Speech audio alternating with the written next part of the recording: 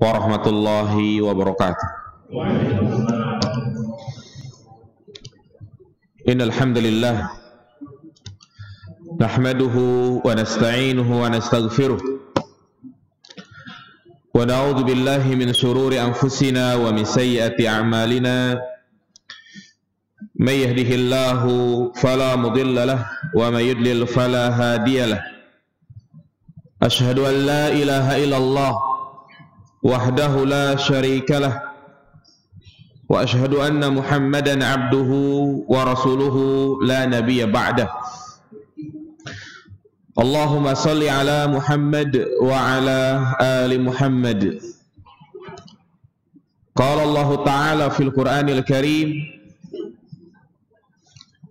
ya ayyuhan nasu taqu rabbakumul ladzi khalaqakum min nafsin wahidah wa khalaqa minha zawjaha wa bassa minhuma rijalan katsiran wa nisaa'a wattaqullaha alladzi tasaaluna bihi wal arham innallaha kana 'alaikum raqiba.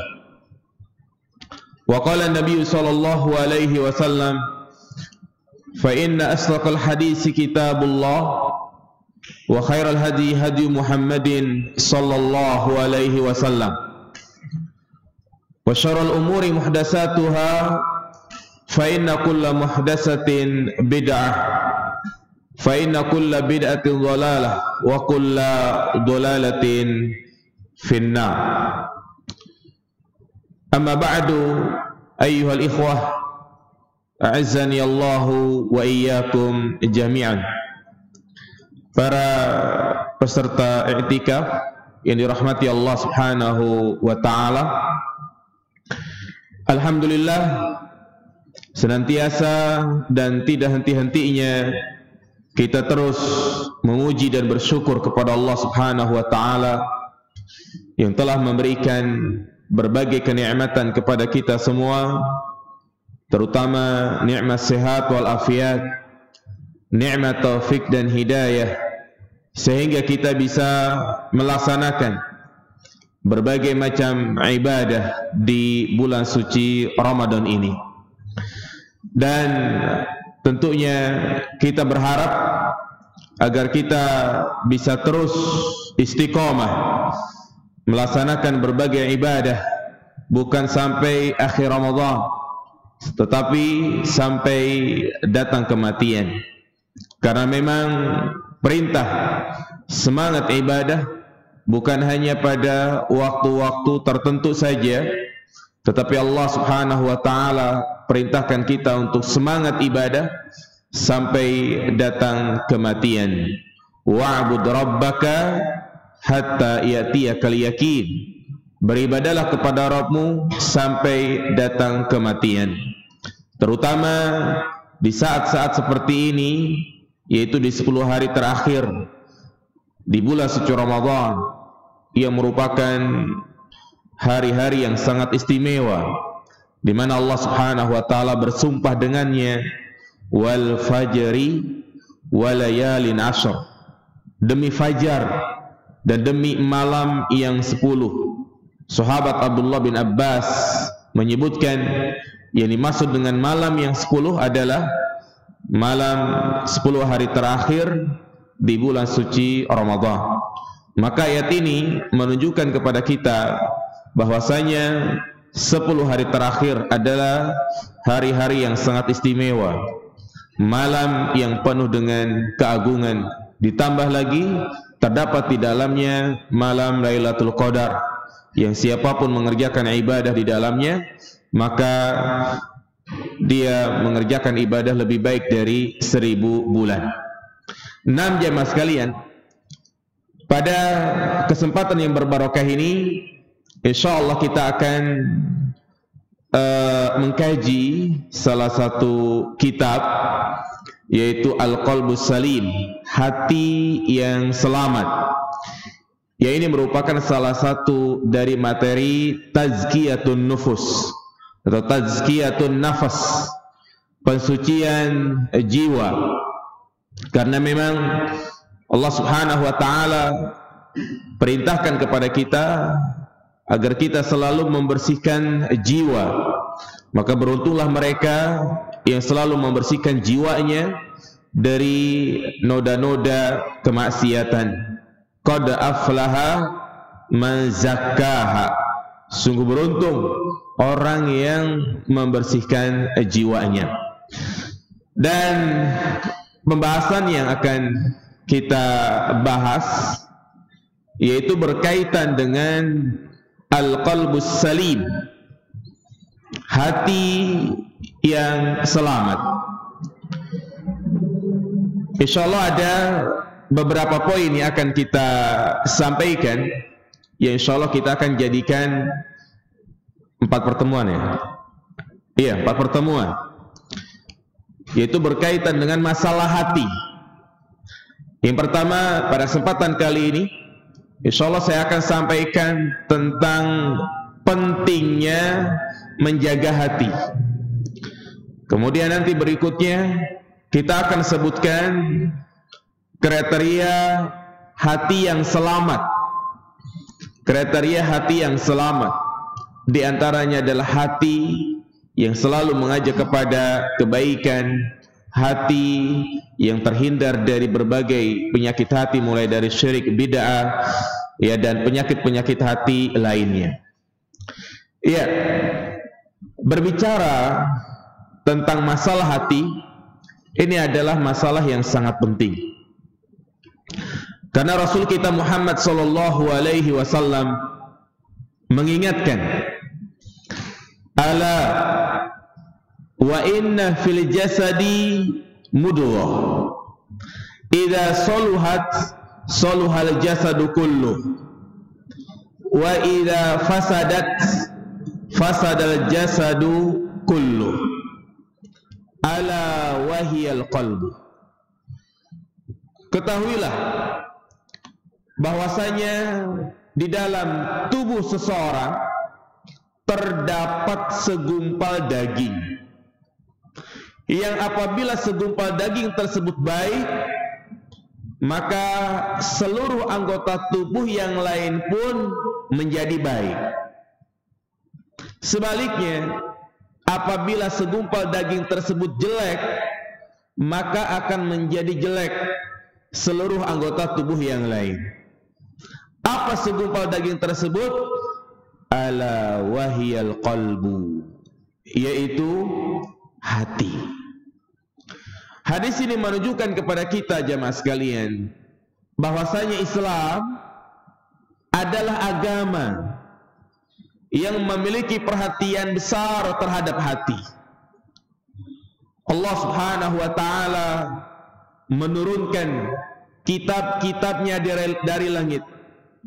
Allah juga mengutus para nabi dan rasul. Allah Subhanahu wa taala mensyariatkan berbagai macam ibadah, mulai dari ibadah yang wajib, yang sunnah, ibadah mahdhah atau ibadah ghair mahdhah. Semua itu bertujuan untuk memperbaiki hati manusia. Kenapa jamaah sekalian? Karena keselamatan seorang hamba nanti pada hari kiamat itu tergantung kepada keselamatan hatinya. Apabila dia meninggal dunia dalam keadaan hatinya itu penuh dengan noda, maka dia termasuk orang yang binasa. Sebaliknya, kalau dia bertemu dengan Allah dalam keadaan memiliki hati yang sehat, hati yang selamat, maka mereka adalah orang-orang yang beruntung. Allah Subhanahu wa taala menyebutkan dalam surat Asy-Syu'ara ayat 88 tentang doanya Nabi Ibrahim. Yauma la yanfa'u malun wala banun illa man atallaha biqalbin salim. Pada hari itu, yaitu pada hari kiamat kelak, yang namanya harta anak tidak bermanfaat kecuali mereka yang bertemu dengan Allah memiliki qalbun salim, yaitu memiliki hati yang selamat. Nah, lalu apa yang dimaksud dengan qalbun salim, jamaah sekalian? Hati yang selamat itu seperti apa? Atau dikatakan hati yang sehat itu seperti apa? Maka di sini saya paparkan beberapa penafsiran para ulama dan juga terlebih penafsiran Rasul kita Muhammad sallallahu alaihi wasallam tentang makna dari qalbun salim. Diriwayatkan dari sahabat Abdullah bin Umar, qala qila li Rasulillah sallallahu alaihi wasallam ayyun nasi afdal. Dikatakan kepada Rasulullah, siapakah manusia yang paling utama itu? Rasulullah menjawab, kullu mahmumil qalbi saduqul lisan. Rasulullah menjawab, orang yang paling utama adalah mereka yang selalu menyapu hatinya, yang selalu membersihkan hatinya. Yang kedua, saduqul lisan, orang yang jujur dalam berbicara. Qalu, ketika Rasulullah menyampaikan seperti ini, para sahabat mengatakan, saduqul lisan na'rifu, orang yang jujur pembicaraannya kami telah mengetahui. Fama mahmumul qalbi, lalu apa yang dimaksud dengan mahmumul qalbi? Itu orang yang suka menyapu hatinya. Rasulullah menjawab, huwa taqi an-naqi la isma fihi wala baghya wala ghilla wala hasada. Yang dimaksud dengan mahmumul qalbi itu orang yang suka menyapu hatinya adalah hati yang bertakwa, hati yang bersih, tidak ada dosa di dalamnya, tidak ada penyakit-penyakit hati di dalamnya, kedengkian, hasad, dan juga yang semisalnya. Berarti hadis ini menunjukkan kepada kita makna dari qalbun salim, yaitu hati yang taqi, yang bertakwa, an-naqi, yang bersih, tidak ada dosa sedikit pun. Nah, juga ditafsirkan oleh Sa'id bin Al-Musayyib, seorang tokoh tabi'in. Dia mengatakan yang dimaksud dengan al-qalbus salim huwal qalbus sahih wa huwa qalbul mu'min. Yang dimaksud dengan hati yang selamat adalah hati yang sehat, yaitu hatinya orang-orang yang beriman. Li'anna qalbal kafir wal munafik marid, karena sesungguhnya hatinya orang kafir dan orang munafik itu sakit. Sebagaimana Allah Subhanahu wa taala mengatakan fi qulubihim marad, di dalam hati mereka terdapat penyakit yang membuat mereka menolak kebenaran yang datang kepadanya. Dan juga berkata Mujahid dan juga Al-Hasan Al-Basri, al-qalbus salim yakni minasyirki, yaitu hati yang terbebas dari kesyirikan. Dan juga dikatakan wal qalbul khali minal bid'ah, hati yang terbebas dari kebid'ahan. Dan yang lebih jami', lebih mencakup dari semua itu, apa yang dijelaskan oleh Al-Imam Ibnul Qayyim Al-Jauziyah. Beliau mengatakan al-qalbus salim huwa alladhi salima minasyirki wal ghilli wal haqdi wal hasadi was suhi wal kibari wa hubbid dunya wa riyasa. Hati yang selamat itu adalah hati yang selamat dari kesyirikan, selamat dari penyakit hati, hasad, dengki, pelit, sombong, cinta terhadap dunia, cinta popularitas. Fasalima min kulli afatin tub'iduhu anillah, yaitu hati yang terbebas dari perkara-perkara yang bisa menjauhkan dia kepada Allah Subhanahu wa ta'ala. Itulah yang dimaksud dengan apa? al-qalbus salim, hati yang selamat. Iya. Maka dari ayat ini, surat apa tadi jemaah? Ayat berapa?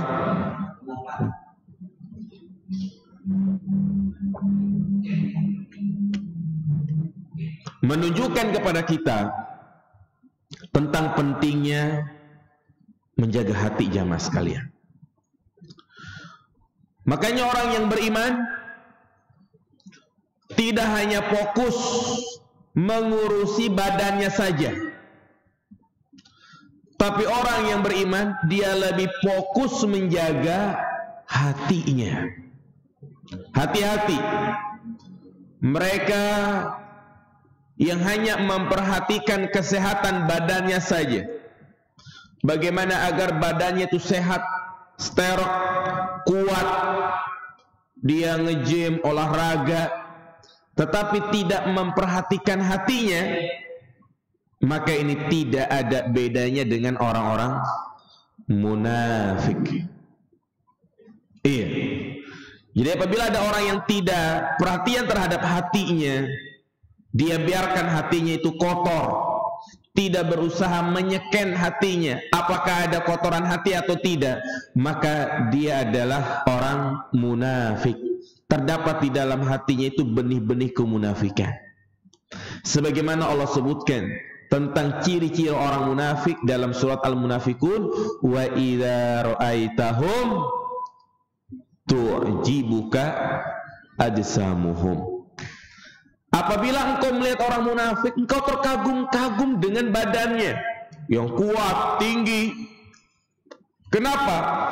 Karena mereka itu hidupnya di dunia hanya fokus mengurusi badannya saja, tidak mengurusi hatinya. Iya. Artinya kita berusaha untuk selalu introspeksi, merenung, menyeken hati kita, apakah hati kita masih sehat atau sudah terkena penyakit. Jangan sampai hati ini terkena penyakit tetapi kita tidak sadar, sehingga karena dibiarkan menjadi kronis. Kalau sudah kronis, maka menjadi hati yang mati. Kalau sudah mati, parah. Apa kata Allah Subhanahu wa taala? Falamma zagu azagallahu qulubahum.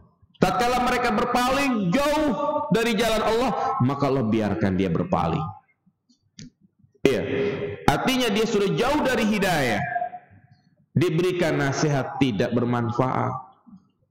Ya, dijelaskan tentang ayat-ayat Al-Qur'an tidak memberikan pengaruh sama sekali. Inilah contoh hati yang sudah mati.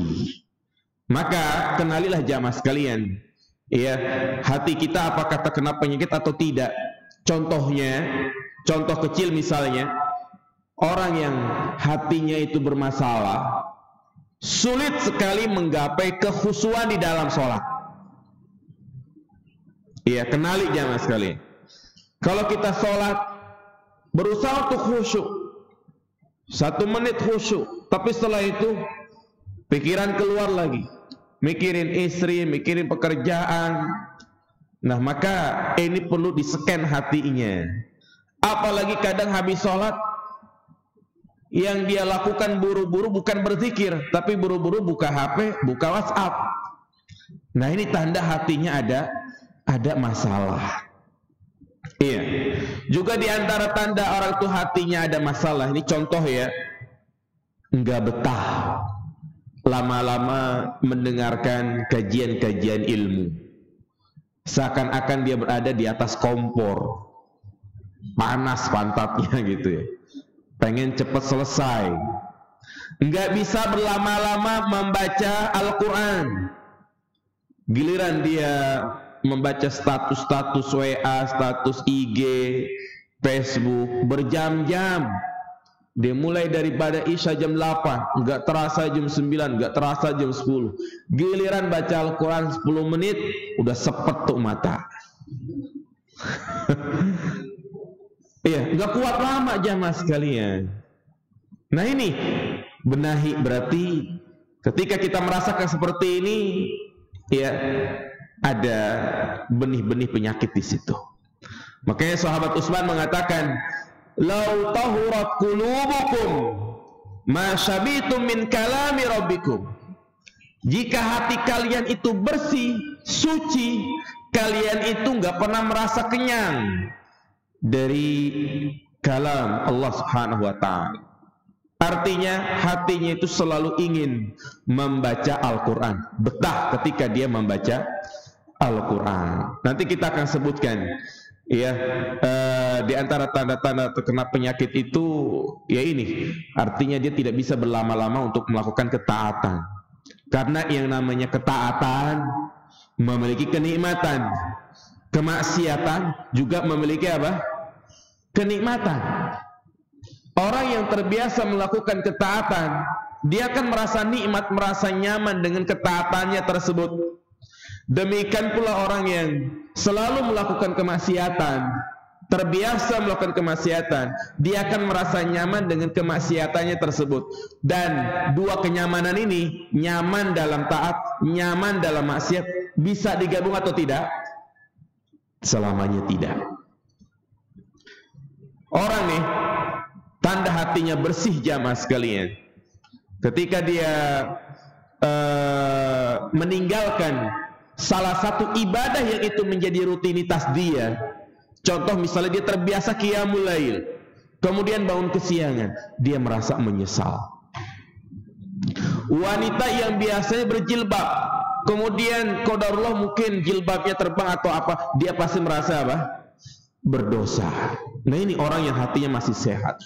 Berbeda orang yang dia hatinya sudah tidak sehat. Ketika dia melakukan kemaksiatan, terbiasa melakukan kemaksiatan, orang yang suka dengerin musik jamaah sekalian, dia nggak bisa lama dengerin ayat-ayat Al-Quran. Iya. Makanya contoh misalnya orang yang paling berpeluang untuk mengerjakan sholat malam siapa jamaah sekalian? Pelacur. Pelacur kerjanya kapan itu? Malam. Ada nggak sebelum dia melakukan aksinya sholat tahajud dulu jamaah? Pelacur. Ya. Orang malam-malam main gaple ada nggak? Subhanallah, subhanallah. Ada nggak? Ya nggak ada. Tidak akan terkumpul antara maksiat dan ketaatan. Nah demikian pula ini berkaitan dengan malam Lailatul Qadar. Semua orang merasakan turunnya Lailatul Qadar jemaah. Maka ini sering saya sampaikan, jangan bayangkan Lailatul Qadar itu seperti cahaya yang turun, kemudian turunnya 1 jam 2 jam. Tidak, yang terpenting itu seseorang mendapatkan kemuliaan Lailatul Qadar, yaitu dia dalam kondisi apa? Ibadah. Perlu kita bedakan, mendapati malam Lailatul Qadar, yang kedua mendapati kemuliaan malam Lailatul Qadar. Kalau pertanyaannya mendapati malam Lailatul Qadar, semua orang dapat jamaah sekalian. Mereka yang nongkrong, mereka yang pelacur, mereka yang lagi main judi di malam hari, dapat Lailatul Qadar? Dapat. Tetapi apakah dia mendapatkan kemuliaan Lailatul Qadar? Tidak. Orang yang mendapatkan kemuliaan Lailatul Qadar adalah mereka yang beriktikaf, yang baca Al-Quran, yang sedang beribadah. Sama, orang mendapati Ramadan banyak enggak? Banyak, tapi tidak semua orang mendapatkan kemuliaan Ramadan. Pantas kalau Nabi mengatakan, sakula abdun dakhala alaihi Ramadan wa kharaja minhu falam yukfar lahu. Celakalah bagi seorang hamba yang dia memasuki Ramadan kemudian keluar darinya, ternyata dosa-dosanya itu tidak diampuni. Nah,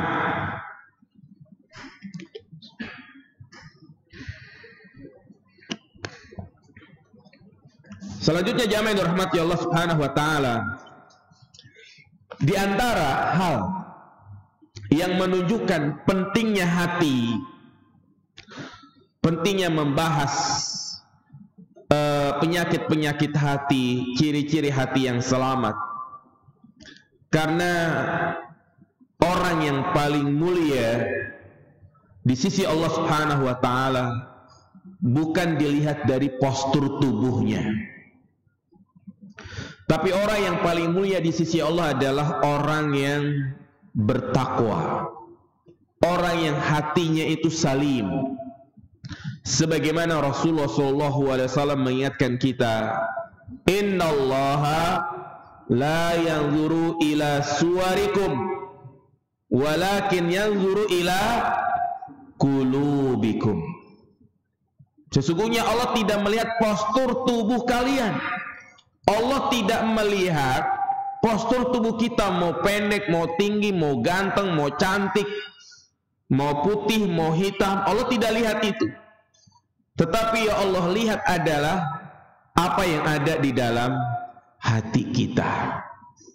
Makanya Allah sebutkan, inna akramakum indallahi atqakum.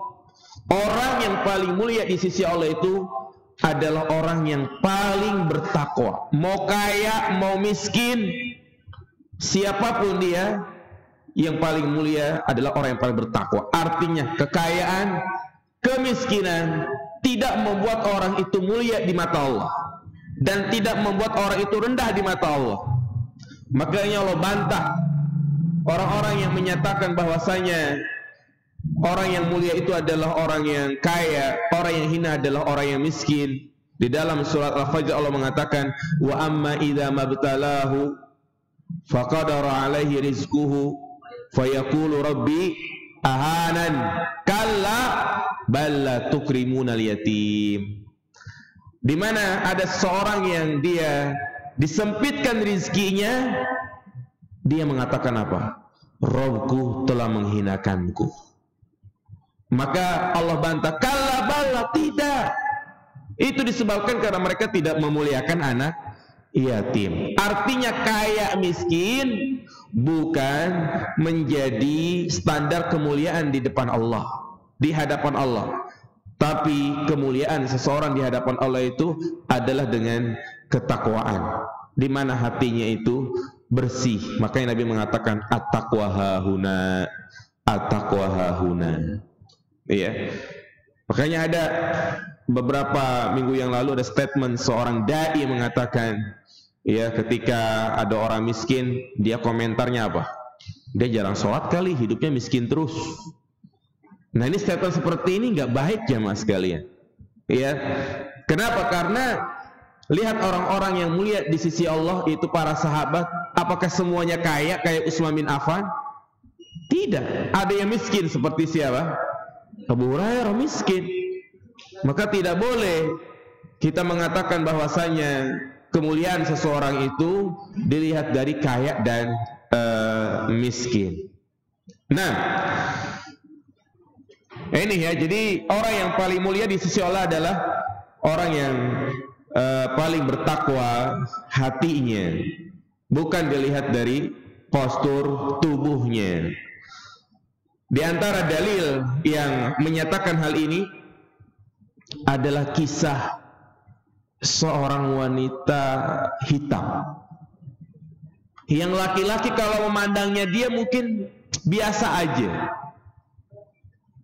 tetapi karena dia memiliki hati yang mulia, dia menjadi penghuni surga.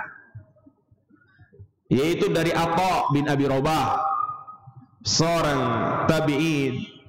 Dia berkata, qala li Ibnu Abbas radhiyallahu anhuma. Sahabat Abdullah bin Abbas ya mengatakan kepadaku, ala urika imra'atan min ahlil jannah. Maukah aku kasih tahu kamu seorang wanita yang menjadi penghuni surga? Maka Atha bin Abi Rabah mengatakan, bala, tentu. Siapa itu? Kemudian Ibnu Abbas mengatakan, hadhil mar'atu sauda. Ini ada seorang wanita berkulit hitam. Atatin Nabiyya sallallahu alaihi wasallam. Wanita ini datang kepada Nabi SAW. Faqalat, dia berkata, inni asra. Aku tertimpa penyakit asra. Apa itu asra? Ayan. Ya, penyakit ayan. Wa inni atakasyafu fad'ullaha ta'ala li. Dan kalau aku sudah kambuh, kalau sudah kambuh ayannya, maka auratku terbuka. Maka mintakanlah kepada Allah Subhanahu wa taala untukku, berdoalah kepada Allah untukku. Maka Nabi SAW memberikan tawaran, in syi'ti sabarti walakil jannah wa in syi'ti da'autullaha ayyu afiyaki. Jika engkau berkehendak, ya, jika engkau berkehendak engkau sabar, maka bagimu surga. Jika engkau berkehendak aku doakan agar Allah memberikan kesembuhan kepadamu, maka silahkan pilih yang mana. Maka wanita ini mengatakan, asbir, aku bersabar. Tetapi ya Rasulullah, ya, kalau aku bersabar, artinya aku sabar dengan penyakit ayan ini, auratku terbuka. Maka doakan, mintakanlah kepada Allah agar auratku itu tidak terbuka. Maka Nabi SAW mendoakannya agar auratnya itu tidak terbuka. Ini menjadi inti pembahasan kita. Masya Allah, wanita ini dari segi parasnya dia adalah wanita hitam. Yang laki-laki kalau melihat dia mungkin tidak, ya, biasa saja, wanita yang tidak cantik, tetapi dia menjadi manusia yang mulia, wanita penghuni surga karena hatinya yang bersih, yaitu di mana dia sabar. Walaupun Allah Subhanahu wa taala memberikan ujian yang berat bagi dia, yaitu punya penyakit ayan. Nah, ini yang membuat dia mulia karena amalan hatinya sangat luar biasa. Apa itu? Sabar. Ini menunjukkan kepada kita bahwasanya orang yang paling mulia di sisi Allah adalah orang yang bertakwa hatinya, bukan orang yang ganteng, yang cantik dan yang lainnya. Iya. Bahkan juga disebutkan dalam hadis yang dikeluarkan oleh Imam Ibnu Majah, ya, yaitu ketika Rasulullah SAW menyampaikan pengajian seperti ini, tiba-tiba beliau mengatakan seperti ini, sebentar lagi akan datang seorang penghuni surga. Iya. Maka ujuk-ujuk datang seorang yang penampilannya sederhana, jenggotnya basah, bekas air wudhu, dan tangannya pun sedang menenteng sendal. Nah, itu jamaah nggak ada yang perhatian sama dia, biasa aja. Iya.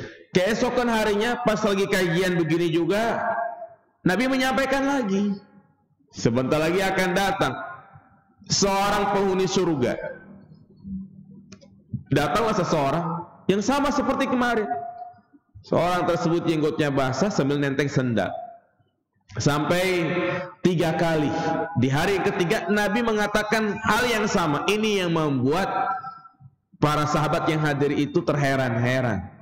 Dan barulah mereka tertuju kepada laki-laki tadi itu. Laki-laki yang tampilannya sederhana, jenggotnya basah sambil nenteng sendal. Maka ada seorang sahabat yang penasaran, yaitu Abdullah bin Amr bin Al-As, di mana dia berusaha pengen tahu nih orang apa sih rahasianya, sampai-sampai Nabi mengatakan dia termasuk penghuni surga. Akhirnya dia pun meminta izin untuk bertamu. Bertamu bukan 1 jam 2 jam, tapi dia izin bertamu 3 hari. Ya, dan ini juga menunjukkan kepada kita bahwasanya adab bertamu maksimal berapa hari? 3 hari. Ya, kita sebagai tamu pun harus ngerti. Jadi dia bertamu, sahabat Abdullah bin Amr bin Al-As. Dia perhatiin tuh detik, setiap detik, menit, setiap menit, jam dia tidur, dia perhatiin. Nih barangkali nih orang sholat tahajudnya banyak kali. Diperhatiin malam-malam, ternyata kagak bangun. Bangun-bangun pas azan subuh. Iya. Di malam pertama mungkin dia berprasangka, mungkin dia kesiangan kali hari ini. Coba kita lihat besok dah. Besoknya lagi diperhatiin, kirain sholat malam. Ternyata bangun-bangun pas azan subuh. Tidak ada yang istimewa ternyata jamaah sekalian. Ya, tapi ini bukan menjadi contoh bagi kita ya. Artinya Kalau gitu nggak usah sholat tahajud aja gitu ya. Ya tidak.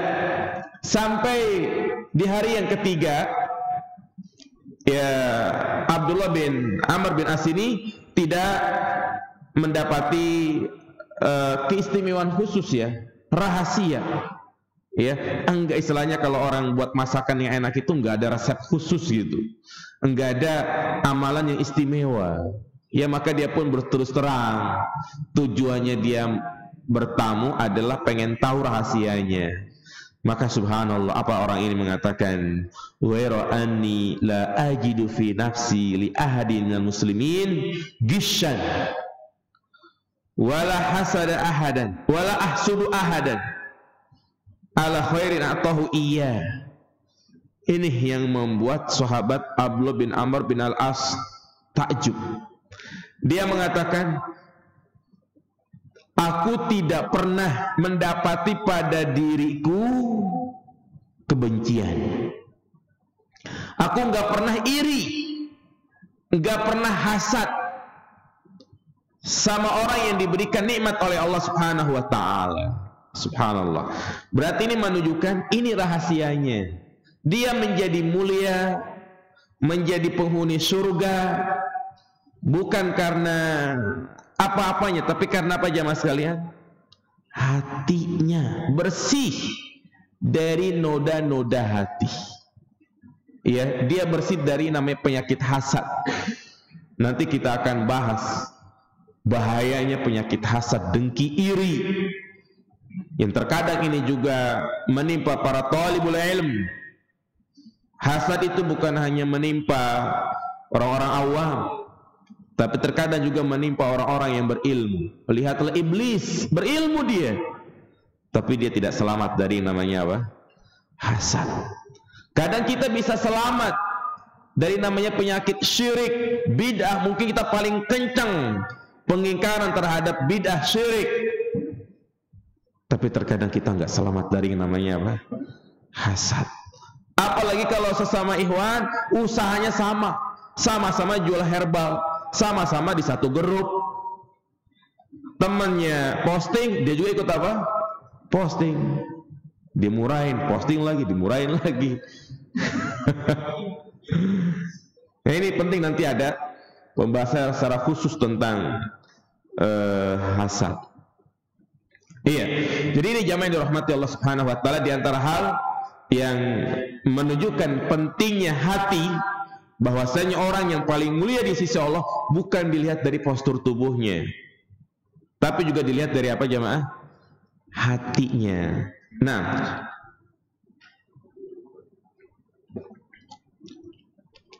kemudian jamaah yang dirahmati Allah Subhanahu wa taala, di antara hal yang menunjukkan pentingnya menjaga hati, bahwasanya Allah Subhanahu wa taala tidak hanya melihat kuantitas amal ibadah,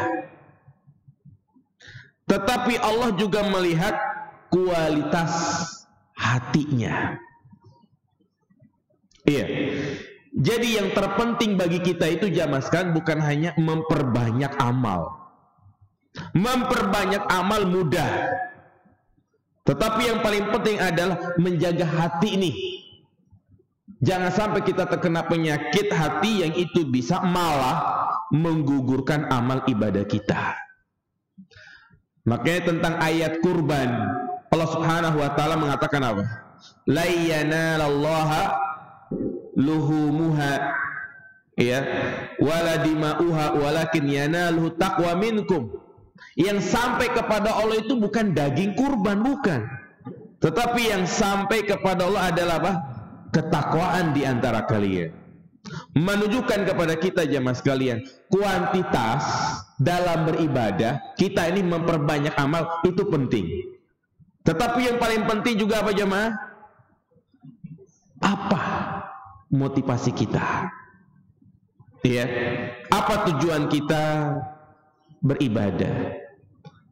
Makanya seringkali kalau kita membahas kitab tauhid, membahas hadis-hadis, pasti hadis yang pertama dibahas itu tentang apa jamaah? Niat. sebelum kita melakukan ibadah apa saja, terutama ibadah yang berkaitan dengan harta, nih, luruskan niat kita. Dikatakan oleh Imam Ibnu Mubarak, rubba amalin kabirin tusogirhu niyah, wa rubba amalin sogirin tukabbirhu niyah. Terkadang ada amalan yang besar, memiliki keutamaan yang sangat banyak, tetapi itu menjadi kecil, tidak berarti di sisi Allah karena apa? Niatnya, hatinya. Dan sebaliknya ada amalan yang kecil itu berubah menjadi besar karena hatinya. Itulah hadis yang Rasulullah sampaikan dalam Sahih Muslim tentang 3 kelompok manusia yang pertama kali diceburkan ke dalam neraka. Penuntut ilmu, yang rajin sedekah, yang rajin baca Al-Quran, yang berjihad, ternyata mereka pertama kali diceburkan ke dalam neraka. Kalau kita berbicara tentang keutamaan amalan tersebut, subhanallah, menuntut ilmu, jalan menuju surga, orang yang sedekah, ya, bisa menghapus kesalahan-kesalahan dan juga membuat Allah tidak murka. Kemudian juga berjihad yang pahalanya luar biasa. Tetapi itu semua tidak ada artinya karena niatnya tidak ikhlas, yaitu riya. Berarti ini penyakit hati membuat amal ibadah kita itu mengecil, bahkan bisa menjadi apa jemaah? Sia-sia. Iya. Makanya kita disuruh untuk fokus untuk menjaga hati kita. Berbeda dengan para sahabat jamaah sekalian. Kalau kita hitung-hitung, ya, amalan kita banyak dengan amalan mereka yang sedikit, amal kita tidak ada apa-apanya. Apa kata Nabi SAW? La tasubbu ashabi, fawalladhi nafsi biyadih, law anna ahadakum anfaqa misla uhdin zahaba. Ini perhatikan, janganlah kalian mencela sahabatku, demi jiwaku berada di tangannya. Seandainya salah seorang di antara kalian berinfak dengan emas sebesar gunung Uhud. Gunung Uhud panjangnya itu berapa kilo jemaah? Ada pernah ngitung, ngukur gitu ke sana? Panjang, sekitar 12-13 kilo ya. Iya, jadi kalau kita berinfak dengan emas, bukan batu, emas sebesar itu, maka tidak akan mencapai sedekahnya para sahabat walaupun mereka bersedekah itu 1 mud atau sebagiannya. Subhanallah. Nah, ini kenapa jamaah sekalian, para sahabat walaupun mereka amalannya sedikit, walaupun mereka istilahnya hidup sebentar, tapi mereka adalah orang-orang yang mulia. Kenapa? Karena hati mereka itu bersih, hati mereka suci, mereka memiliki keimanan yang sangat luar biasa. Makanya Allah Subhanahu wa Ta'ala pilih mereka menjadi sahabat Nabi Sallallahu Alaihi Wasallam. Berkata sahabat Abdullah bin Mas'ud, Innallaha nazara fi qulubil ibad fawajada qalba Muhammadin khaira qulubil ibad fastafahu li nafsihi fanba'athahu bi risalatihi. Sesungguhnya Allah Subhanahu wa Ta'ala melihat ke hati semua manusia, dan Allah mendapati hati Nabi kita Muhammad adalah hati yang paling baik, hati yang paling bersih. Maka Allah memilihnya sebagai seorang nabi untuk membawa risalahnya. Iya. Tsumma nazara fi qulubil ibad ba'da qalbi Muhammadin.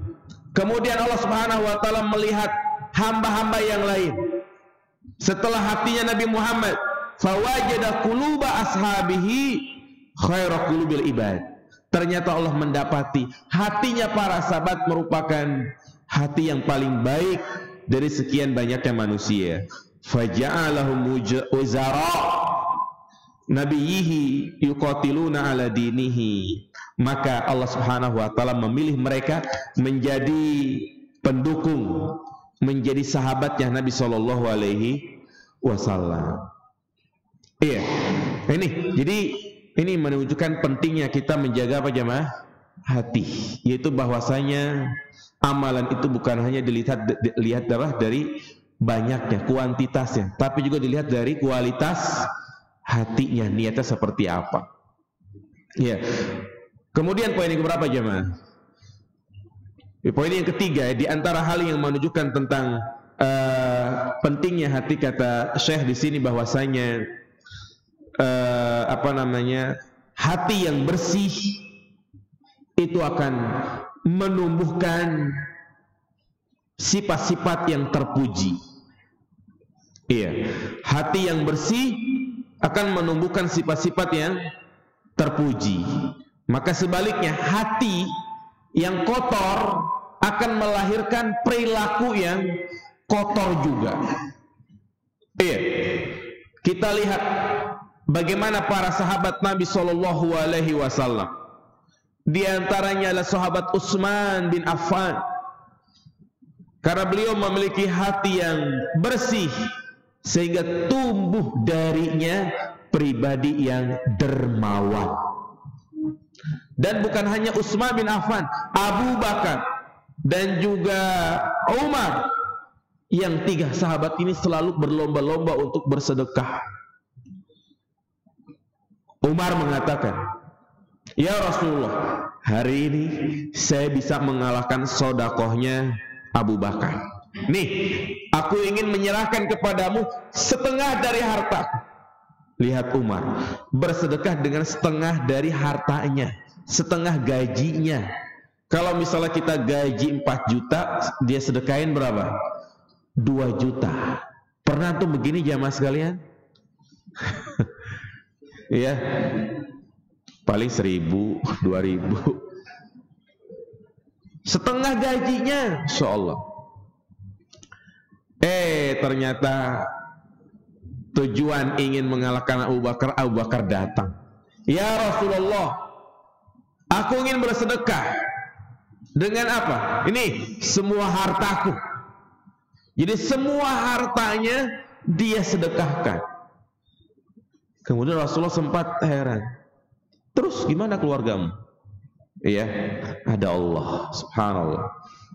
Artinya, ya, semua ini tumbuh sifat kedermawanan karena hati yang apa jemaah? Yang bersih, yang suci. Utsman bin Affan tidak tanggung-tanggung, dia mengorbankan hartanya 12.000 dirham untuk membeli sumur Yahudi agar bisa dimanfaatkan oleh kaum muslimin yang tadinya mereka kalau ngambil air bayar, setelah dibeli gratis semua. Iya, dialah yang memperluas Masjid Nabawi dengan hartanya. Ini subhanallah, sahabat-sahabat karena mereka memiliki hati yang suci, tumbuh darinya sifat dermawan. Demikian pula, ya, di antara sifat terpuji yang akan tumbuh dari hati yang bersih itu adalah sifat keberanian, syaja'ah, berani. Siapa di antaranya? Itu Ali bin Abi Thalib. Karena hatinya itu bersih, dia berani tidur di tempat Nabi Shallallahu Alaihi Wasallam. Yang taruhannya apa jemaah? Nyawa, yang saat itu rumahnya Nabi sedang dikepung. Ya, dia berani melakukan itu. Demikian pula Thalha bin Ubaidillah, seorang sahabat yang mulia. Kalau disebut namanya, maka semuanya pasti teringat peristiwa perang apa jemaah? Perang Uhud. Sampai dikatakan perang Uhud miliknya Thalha bin Ubaidillah.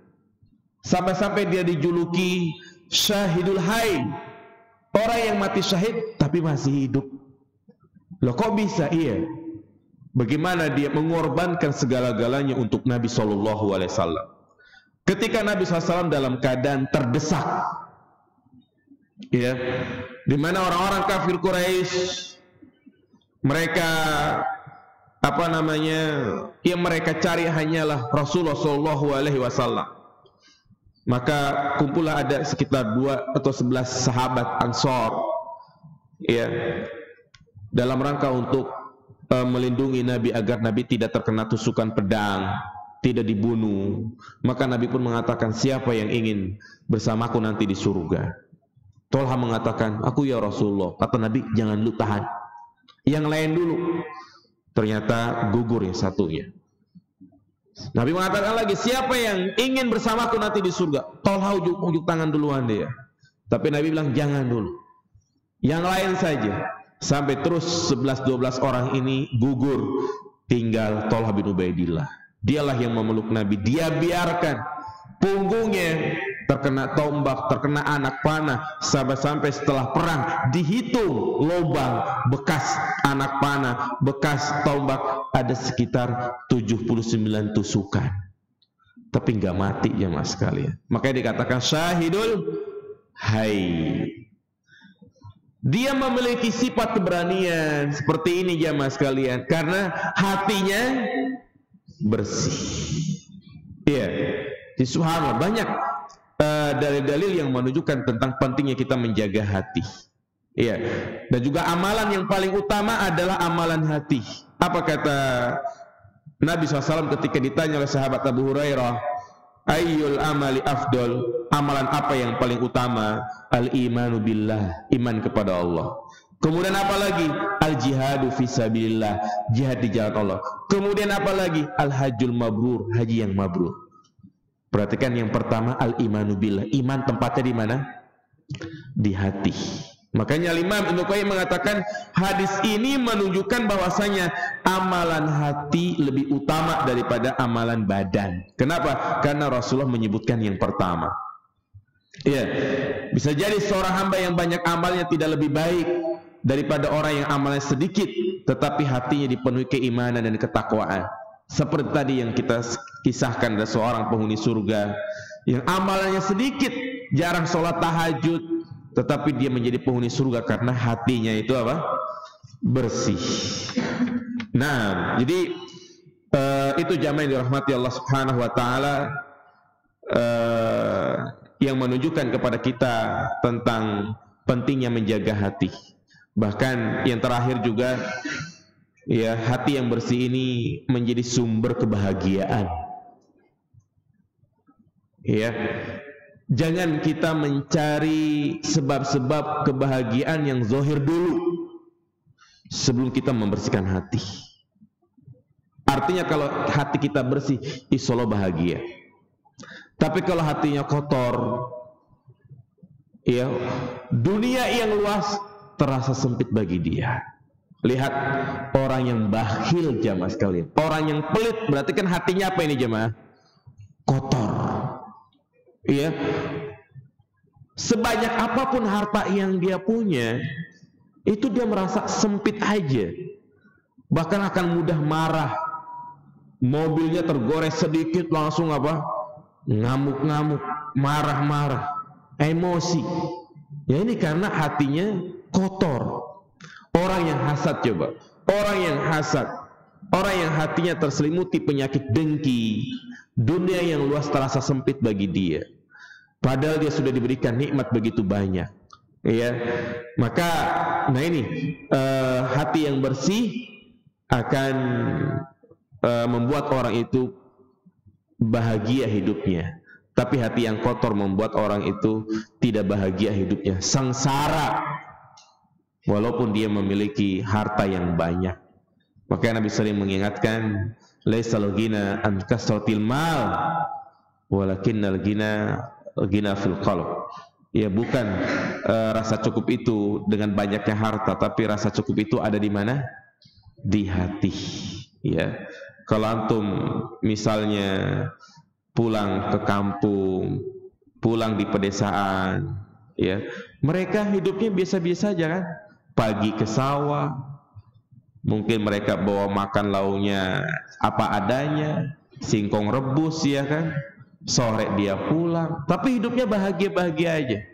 Kita yang hidup di kota, punya rumah, punya mobil, punya kendaraan, kadang hati ini merasa apa jemaah? Sempit aja, kurang aja bawaannya. Iya. Nah, itulah jemaah sekalian, kenapa mereka bahagia hidup di desa, Karena ya mereka hatinya itu bersih. Apalagi kalau itu misalnya ke pondok-pondok Jawa, di daerah Jawa, Masya Allah, suami istri boncengan pakai sepeda ontel ke pasar, mesra banget. Ya, sederhana hidupnya, tapi bahagia mereka. Ya, jadi itu mungkin bagian yang pertama dari materi al-qalbun salim, hati yang selamat. Ya, saya kira cukup, tidak perlu lama-lama. Ya, karena ini hanya sebagai motivasi, penyemangat. Ya, sisanya adalah kita perbanyak membaca Al-Quran, berzikir dan berdoa yang diajarkan oleh Rasulullah SAW. Ya, doa-doa yang maksur agar kita bisa mendapatkan ya kemuliaan malam Lailatul Qadar. Ada pertanyaan? Silakan Pak. Nah. Assalamualaikum. Ustaz, yang disampaikan beberapa bahasa bahwa nanti kan di akhirat ini semua orang dihisab, dan misalkan ada orang yang dizalimi, dan nanti yang orang yang dizalimi ini menuntut kepada orang yang dizalimi, baik qisas ataupun mengambil amalnya, Ustaz. Iya, terus? Nah, apakah ketika kita hidup di dunia, misalkan Ustaz, ada yang berhutang atau ada yang menzalimi kita, lalu kita katakan, ya udahlah nanti aja saya balasnya di akhirat, amalan dia saya ambil, apakah itu bolehkan? Perbuatan itu dibolehkan gitu. Iya. Nah, jadi memang ada hadis yang berbunyi tentang masalah itu ya. Atadruna manil muflis? Tahukah engkau orang yang bangkrut? Iya. Para sahabat mengatakan orang yang bangkrut itu orang yang kere, tapi Nabi bilang lah, orang yang muflis itu adalah orang yang bertemu dengan Allah dengan membawa pahala puasa, sedekah, sholat, semuanya. Tetapi dia apa? Qad syatama hadza wa qadhafa hadza wa akala mal hadza. Tetapi dia di dunia pernah menzalimi saudaranya, merusak kehormatannya, mengambil hartanya seperti utang enggak dibayar. Maka saat itu kebaikan-kebaikan yang dia lakukan pindah kepada orang yang dia zalimi. Iya.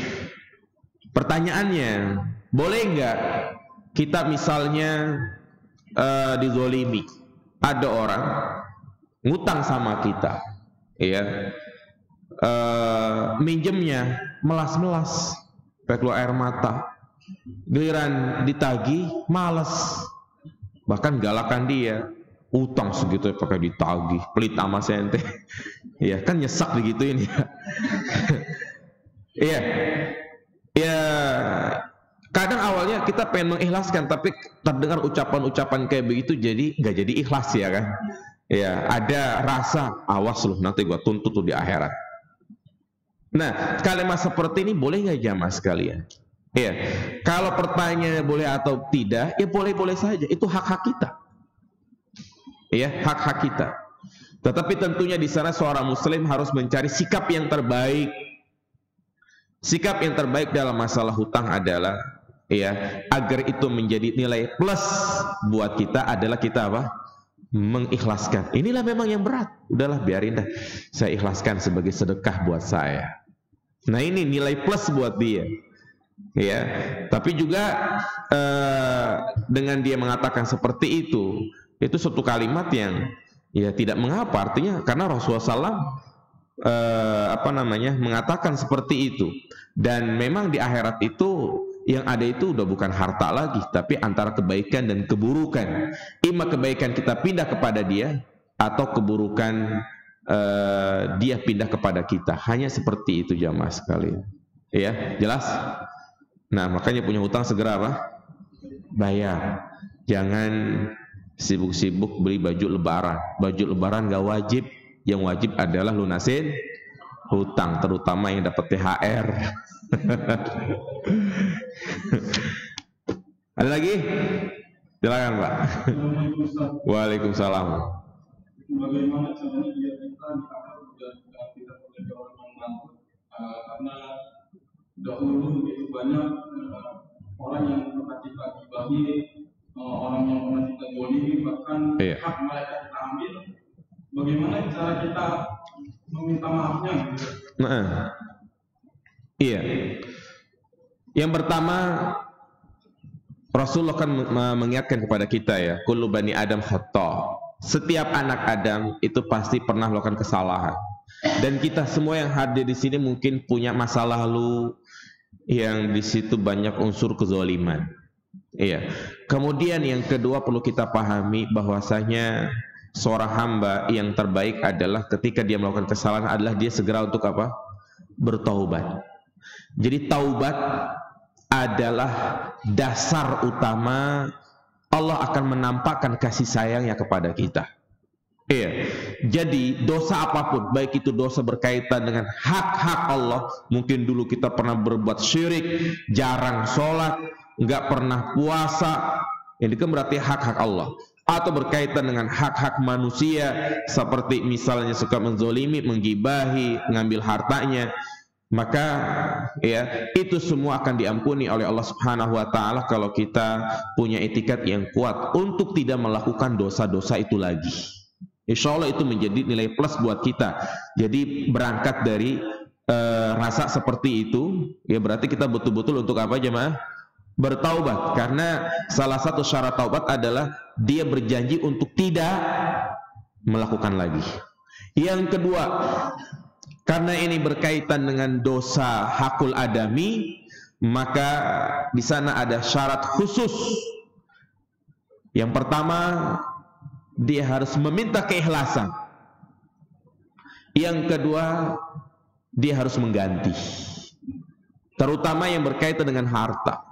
Kalau misalnya seorang pernah korupsi, pernah menerima suap, pernah mencuri, maka taubat yang benar, taubat yang diterima adalah dia berusaha untuk apa? Mengembalikan. Ya. Kalau orang yang sudah enggak ada, udah mati atau kemana gitu ya, sebagai bentuk kesungguhan taubat kita adalah sedekah atas nama dia. Jelas Pak? Iya, itu kalau berkait dengan harta. Kalau masalah ghibah ini seperti Al-Hafidz Ibnu Hajar memberikan perincian.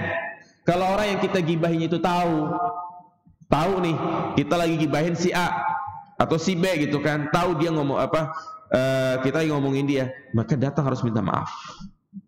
Tapi kalau dia tidak tahu, ya sudah, kita ganti untuk membicarakan apa? Kebaikan-kebaikannya. Makanya ini hakul adami jangan dianggap sepele jemaah.